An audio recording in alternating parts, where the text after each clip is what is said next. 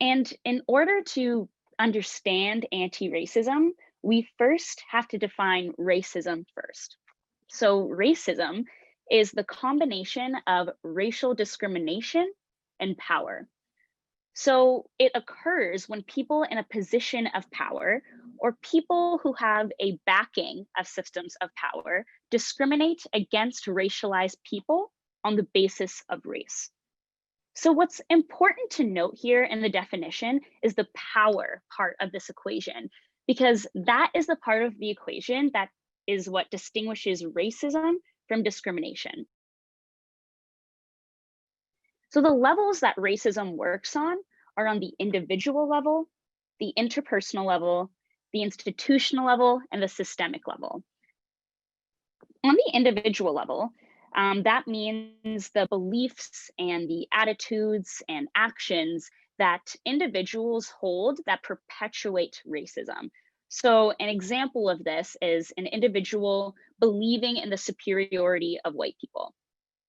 Interpersonal racism occurs between individuals and, as the name suggests, between relationships. And this takes forms of public expressions of racism, often involving slurs, hateful speeches, and microaggressions. And now, moving our lens out to a more broader view, institutional racism occurs within organizations. So these are discriminatory treatments, unfair policies, or biased practices based on race that result in inequitable outcomes for white people over racialized people. When people are wanting to be anti-racist or engage in these practices, they're like, okay, where do I start? It's an overwhelming thing to combat. And I think number one, going to talks like these is a way that you can start. I think definitely at the high school level, you shouldn't feel nervous to be acquainted with anti-racist material. I think that there are a bunch of resources, including YouTubers and online source material that's very accessible that high school students can use to learn about this material. So the more we learn about Canada's history of anti-Black racism, the further we move away from the rhetoric of Canadian multiculturalism, because we really need to start being more critical of those platitudes that Canada is not as bad as the States.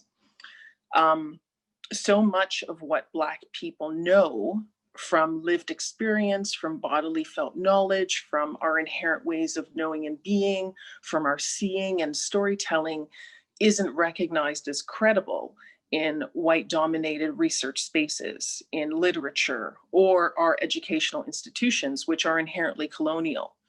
So when we seek validation on what we're experiencing with anti-Black racism within these systems, we're often met with a lot of pushback, doubt, and disagreement. So how educators can start speaking to anti-racism work is really just listening to Black people. I mean, all of the research is out there as well, right? So asking Black people to do more emotional labor, we really need to think about that as well. But the anecdotes, the research, the findings, the studies, they're all out there.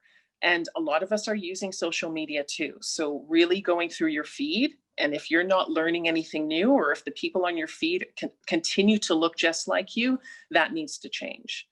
But, you know, there's a plethora of information that's easily accessible, but making space for Black voices to be heard is a great start. What age would you start having anti-racism conversations with children? So we need to start talking about race thoughtfully and deliberately, and especially for our children, we need to make it relatable for them, and starting as young as possible is always best, and I'll get to that reasoning.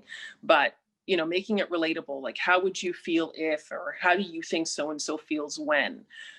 Talk about social inequities, curate diverse visuals and reading material. And it doesn't really matter what, you know, the reading level, because you can always adjust vocally edit it for children's comprehension level. but offer opportunities to challenge beliefs, because we know that racism permeates our culture and it creates problems that we can't just talk around. We need to actively work against them. And studies show that as early as 2, children start to define people based on race. Basically, when you look at Islamophobia or the fear of Muslims, of course, we know that it's, ignorance and maybe media propaganda, or maybe prejudice, or maybe fear of Islam and Muslims. So basically, some of the stories that we see every day is that students who are being threatened, students who, when they're taking the bus, have to look at their shoulders to afraid who's taking the bus with them, because the experience of being yelled at as a terrorist or go back to your country is very common. I would really echo that as educators, we need to look at systematically the policies that are in place, practices that are in place, institutions that are in place. How can we remove these barriers who are victimizing our youth, who are discriminating our youth? They, as you know, youth already has enough to deal with. As being young and living in 21st century with coronavirus, there's already enough pressure to deal with. It is important to tell stories and empower youth to people that they can relate to, and they can really follow the footsteps of those people. So I think in any age, it is important to have the conversation, even though that conversation would be different whether it's a middle school, high school, or university.